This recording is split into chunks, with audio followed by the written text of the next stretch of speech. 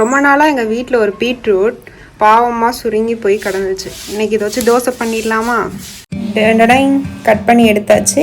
இதை நீ ஜாரில் போட்டு அரைச்சிக்கலாம். அதுக்கு என்னென்ன அதோட சேர்க்கணுன்னா சீரகம், உப்பு, வெங்காயம் சேர்த்தேன், பட் வீடியோ எடுக்க மறந்துட்டேன், அதையும் சேர்த்துக்கலாம்.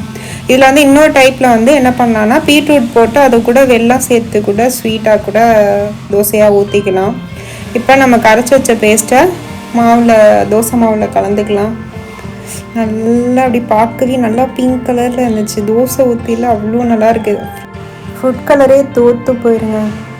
ஃபுட் கலரில் உள்ள ஐட்டம்ஸை கொடுக்கறதுக்கு பதிலாக இந்த மாதிரி நம்ம வீட்டில் உள்ள காய் கறி அதில் உள்ள நேச்சுரல் கலர்ஸ் கொடுத்தோம்னா குழந்தைங்க வந்து ரொம்பவே விரும்பி சாப்பிடுவாங்க. டேஸ்ட்டும் நல்லாயிருக்கும்.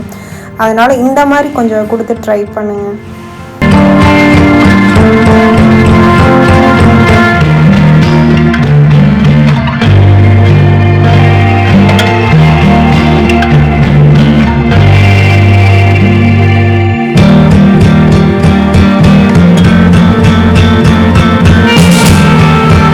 இந்த வீடியோ உங்களுக்கு பிடிச்சிருச்சா லைக் பண்ணுங்கள், ஷேர் பண்ணுங்கள், மறக்காமல் சப்ஸ்கிரைப் பண்ணுங்கள்.